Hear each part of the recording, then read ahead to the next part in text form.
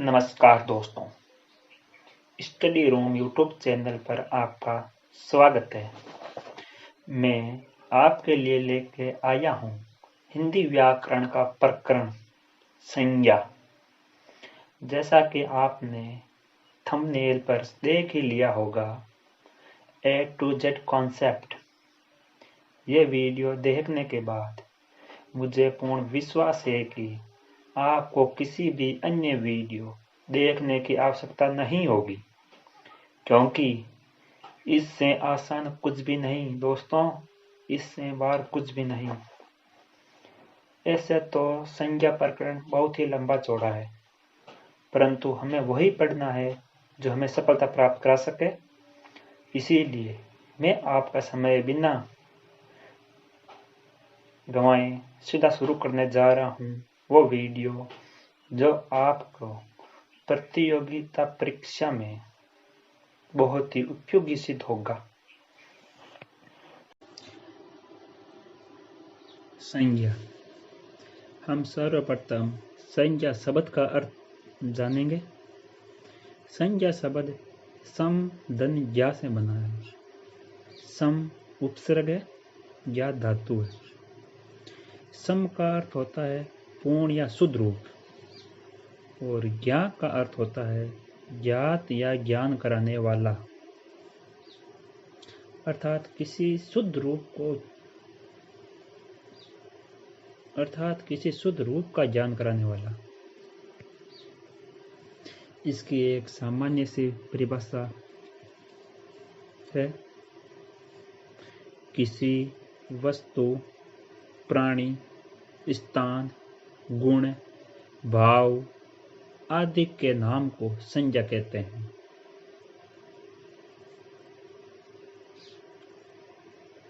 इसको जैसे उदाहरण देखते हैं, राम, पुस्तक, भारत, मिठाई, यौवन।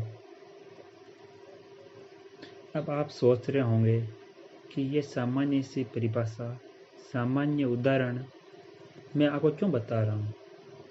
क्योंकि मेरा कॉन्सेप्ट है A to Z, पूर्ण रूप से इस प्रकरण को पूरा करना, आपको समझाना।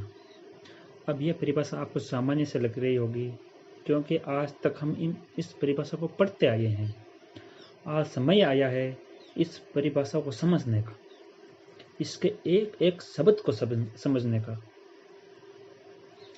परिभाषा में क्या लिखा है कि किसी वस्तु, प्राणी, यहाँ व्यक्ति नहीं है, प्राणी है। प्राणी में पशु भी हो सकता है, इंसान भी हो सकता है। स्थान, गुण, भाव आदि, इन सब का जो नाम है ना, इनको कुछ ना कुछ नाम दे रखा है, उसी का ही रूप है संज्ञा। जैसे राम ये व्यक्ति का नाम है, पुस्तक ये वस्तु का नाम है, भारत एक स्थान का नाम है, मिठाई एक वस्तु का नाम है, यौवन ये एक प्रकार गुण है, या भाव मिला सकते हो। संज्ञा के प्राय 3 भेद होते हैं। भेद या प्रकार दोनों समान ही है, प्राय 3 होते हैं। प्रथम व्यक्तिवाचक संज्ञा, दूसरी जातिवाचक संज्ञा, तीसरी भाववाचक संज्ञा। हम शुरू करते हैं व्यक्तिवाचक संज्ञा से।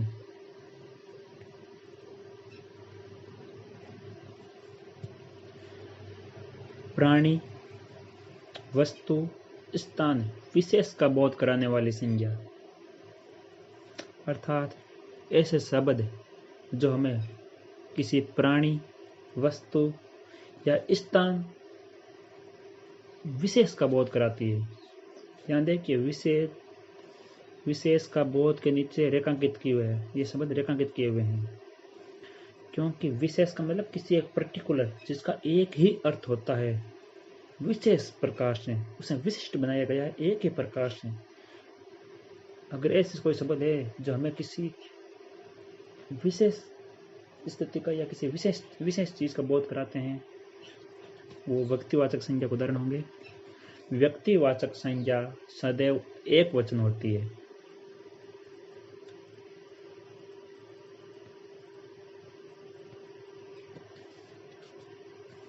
इसके उदाहरण देखते हैं। भारत देश का नाम है। विश्व में अनेक देश हैं, पर भारत नाम का देश एक ही है। उसी प्रकार विश्व में अनेक नदियां हैं, उनमें से यमुना नदी एक है। मोहन, भारत की जनसंख्या बहुत ही ज़्यादा है, फिर मोहन नाम देकर किसी एक व्यक्ति की ओर इशारा किया जा गया है। अब ऐसा नहीं है कि आप सोच रहे हो कि आपके इलाके में 2-3 मोहन रहते हैं, पर वो 2-3 मोहन है ना, एक दूसरे से अलग अलग है। उनकी बोली चाली, लंबाई, शरीर का आकार, किसी न किसी प्रकार से वो एक दूसरे से भिन्न है। यहाँ मोती शब्द लिया हुआ है।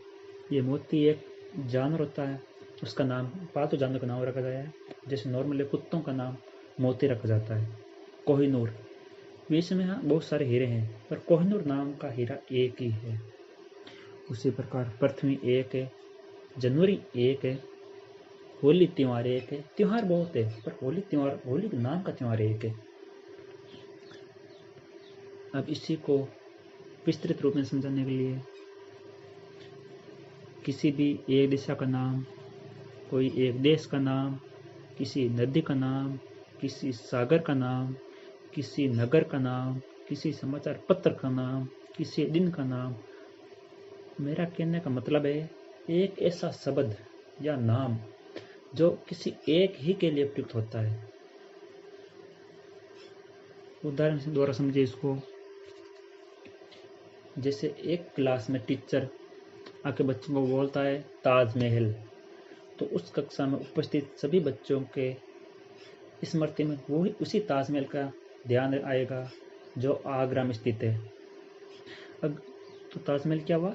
व्यक्तिवाचक। अगर उसी जगह शिक्षक किसी नाम लेता है कि इमारत, तो वो सब कक्षा में उपस्थित सभी छात्र, सबका ध्यान इमारत की ओर जाता। परंतु किसी के अपने घर की इमारत नजर आती, कोई अपने पड़ोसी की इमारत देखता, कोई किसी महान इमारत को देखता, कोई शहर की इमारत को देखता, तो अलग अलग प्रकार की इमारत होती, तो वो जातिवाचक आ जाती है। अगर दोस्तों आपको मेरा पढ़ाने का तरीका और ऑल इन वन सीरीज का ये वीडियो अच्छा लगा है तो सब्सक्राइब ज़रूर करें, और प्लीज़ मैं आपके लिए मेहनत कर रहा हूँ तो लाइक और शेयर तो बनता है। बोलना मत। Study room classes A to Z Hindi.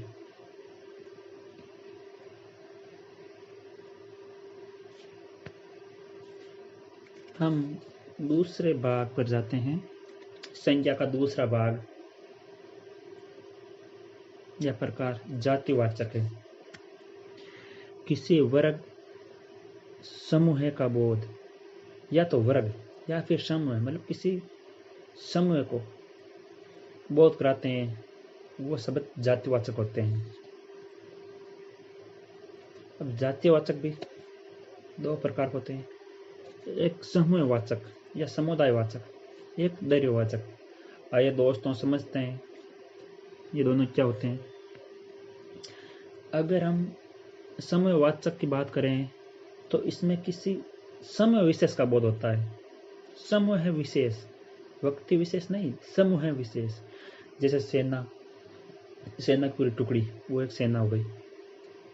Police, विद्यालय मतलब एक समूह है जहाँ पर अनेक सारे छात्र पढ़ते हैं, वो विद्यालय।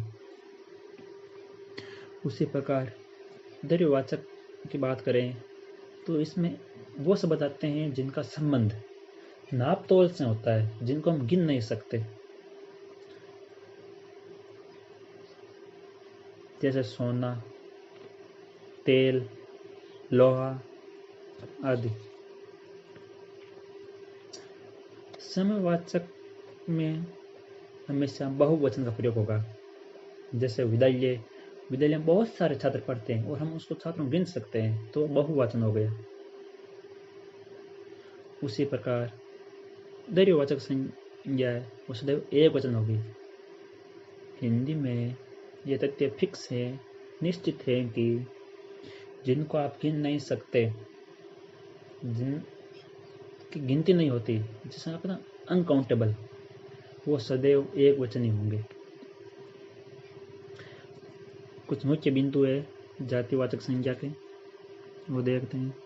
नंबर 1, कोई व्यक्ति विशेष संपूर्ण जाति का बोध कराता है तो वह व्यक्तिवाचक संज्ञा न होकर जातिवाचक होगी। अब कैसे, इसका क्या मतलब हुआ? परीक्षा से इसी मुख्य बिंदु से सवाल उठेगा, जरूर उठेगा। अब इसको समझते हैं। इसमें कहा गया है कि अगर कोई व्यक्ति है, किसी व्यक्ति का नाम देखकर, किसी एक व्यक्ति का नाम देखकर संपूर्ण जाति का बोध करने का प्रयास किया गया हो, वहां व्यक्तिवाचक होगी, वहां जातिवाचक होगी। अब कैसे? आज घर घर में विभीषण है। अब विभीषण यह निश्चित या विशेष व्यक्ति का नाम है। केवल विभीषण आता तो वह व्यक्तिवाचक होगी, पर आज घर घर विभीषण है। यहाँ पर विभीषण शब्द का प्रयोग देशद्रोहियों के लिए किया गया है, गद्दारों के लिए किया गया है। इसीलिए यहाँ पे विभीषण एक नाम नहीं होकर एक जाति, गद्दारों की जाति बताई जाती है, इसीलिए यहाँ जातिवाचक संज्ञा है। दूसरा मुख्य बिंदु पर जाएं तो ठीक इसका उल्टा है, जिसमें संपूर्ण जाति किसी व्यक्ति का बोध कराती है। अर्थात किसी एक जाति है कोई भी, वो सामान्य अगर आ जाए एक शब्द में तो जातिवाचक होगी, पर उसके वाक्य का अर्थ में वो किसी व्यक्ति विशेष की ओर इशारा कर रही है तो वो व्यक्तिवाचक होगी। कैसे? देखिए, गांधी जी हमारे राष्ट्रपिता हैं। गांधी एक जात है जो जातिवाचक मानती है, पर यहाँ पे लिखा गांधी जी हमारे राष्ट्रपिता है, और हमारा राष्ट्रपिता एक ही है, वो है महात्मा गांधी जी, तो यहाँ व्यक्तिवाचक हो गया। अब साधारणतः लोग व्यक्तिवाचक और जातिवाचक में कंफ्यूज होते रहते हैं। आइए आज इस कंफ्यूजन को बहुत ही सुंदर पंक्तियों में दूर करने का प्रयास करूंगा। गलती हो तो क्षमा करना। दिन, महीने 4, उत्सव और त्योहार, नदी, पहाड़, समुद्र के नाम, याद रखना समाचार पत्रों के नाम। आइए मेरे साथ एक बार फिर आप इसी को दोहराइए। दिन, महीने 4, उत्सव और त्योहार, नदी, पहाड़, समुद्र के नाम, याद रखना समाचार पुस्तकों के नाम। अब यहाँ पे पहला रेखांकित शब्द है दिन। अगर केवल दिन की बात करें तो वो जातिवाचक होगी। अगर सोमवार की बात कर रहे हैं तो वो व्यक्तिवाचक होगी। महीने शब्द की बात करें तो जातिवाचक है। जनवरी की बात करें तो व्यक्तिवाचक होगी। उत्सव शब्द की बात करते हैं तो ये जातिवाचक है। अगर होली नाम दिया था, होली या दीपावली, तो वो व्यक्तिवाचक होता। नदी, पहाड़, समुद्र, अगर ये केवल शब्द दिए रखे हैं तो ये जातिवाचक हैं। अगर इनकी जगह गंगा, अरावली, हिंद महासागर ऐसे नाम दिए होते तो वो व्यक्तिवाचक होते। और अंतिम लाइन है समाचार पत्र और पुस्तकें। अगर ये दो शब्द होते तो जाति का बोध होता है, जातिवाचक होती। अगर इसी में ऐसा दिया होता दैनिक भास्कर, राजस्थान पत्रिका, रामायण, महाभारत, तो वो व्यक्तिवाचक संख्या होती। इसी प्रकार जो एक संपूर्ण जाति का, एक समूह का बोध कराते हैं वो जातिवाचक है, और जो एक निश्चित चीज का या व्यक्ति, प्राणी, वस्तु कुछ भी हो सकती है, निश्चित बिंदु पर हमारा ध्यान केंद्रित करती है, जो संसार में एक ही है, उसके लिए प्रयुक्त होता है व्यक्तिवाचक। अब तीसरे और अंतिम भाग पर आ रहे हैं संज्ञावाचक, भाववाचक। भाववाचक संज्ञा ना, इनको हम गुणवाचक संज्ञा भी कहते हैं। कभी कभार एग्जाम में भाववाचक ऑप्शन में नहीं देकर गुणवाचक ऑप्शन आ जाता है, तो ये बात ध्यान रखना। इसमें वो शब्द आते हैं जो गुण, दोष, अवस्था, स्वभाव आदि का बोध कराते हैं। जैसे इसमें हम छू नहीं सकते। सामान्य सी थ्योरी ये है, सामान्य सी बात है कि वो शब्द है जिनको हम ना देख सकते हैं ना छू सकते हैं। वो कहते हैं ना, नॉट टचिंग। उसी प्रकार देखिए उदाहरण, कोमलता। कोई फूल, कली बहुत ही कोमल है, हम उस कली को देख सकते हैं, उसकी कोमलता को नहीं देख सकते। बचपन, हम छोटे बच्चे को देख सकते हैं पर बचपन को नहीं देख सकते। शत्रुता, हम किसी दुश्मन इंसान को देख सकते हैं पर शत्रुता शब्द को नहीं देख सकते। उसी प्रकार चुनाव, हम वोट देने जा रहे हैं या और कोई जाता है तो जाता हुआ इंसान दिखाई देता है, चुनाव स्वयं दिखाई नहीं देता। इसके भी मुख्य बिंदु हैं जो परीक्षा में आने की प्रबल संभावना रखते हैं। इसका प्रयोग हमेशा एक वचन में होता है, ये एक बहुत बड़ी बात है। भाववाचक संज्ञा ना, इसका प्रयोग हमेशा एक वचन में होगा। अब देखिए एक बार, व्यक्तिवाचक है, उसका भी प्रयोग एक वचन में होता है। जातिवाचक के दो भाग हैं। समवाचक संज्ञा का प्रयोग बहुवचन में और द्विवाचक संज्ञा का प्रयोग एक वचन में होता है। और भाववाचक संज्ञा, इसका प्रयोग भी एक वचन में होता है। लेकिन अगर हम इसको एक वचन को जबरदस्ती बहुवचन बना दें तो फिर यह भाववाचक संज्ञा नहीं होकर जातिवाचक संज्ञा बन जाती है। यहाँ पे ये बड़ी विचित्र बात है ना, इसीलिए कहते हैं कि जबरदस्ती कभी किसी के साथ नहीं करनी चाहिए।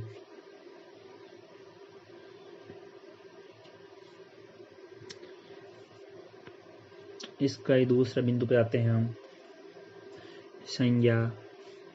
यहाँ पे संज्ञा नाम दे रखा है।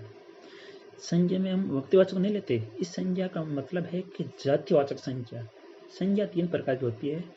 भाववाचक हम बात कर रहे हैं, व्यक्तिवाचक इसमें शामिल नहीं है, तो मतलब जातिवाचक रहा है। जातिवाचक संज्ञा या सर्वनाम या विशेषण शब्द या अवयव शब्द या क्रिया शब्द, इन सब के पीछे अगर प्रत्यय जोड़ दें तो उनसे बनने वाला शब्द भाववाचक होगा। संज्ञा हम जात उदाहरण देखते हैं, जैसे इसमें देव इंसान का नाम है, ता देवता, नौकरी हम नौकर को देखते हैं, नौकरी को कभी नहीं देख सकते। मानव इंसान को देखते हैं, ता प्रत्यय लगा मानवता को हम कभी नहीं देखते। ओके दोस्तों, ये आज का वीडियो यहीं समाप्त करते हैं। इसका दूसरा भाग मैं लेकर बहुत जल्द आऊँगा, जिसमें मुख्य बिंदु और प्रश्नोत्तरी होगी। पुनः निवेदन है कि स्टडी रूम क्लासेज चैनल को सब्सक्राइब करें और प्लीज़ लाइक एंड शेयर ज़रूर करें। धन्यवाद।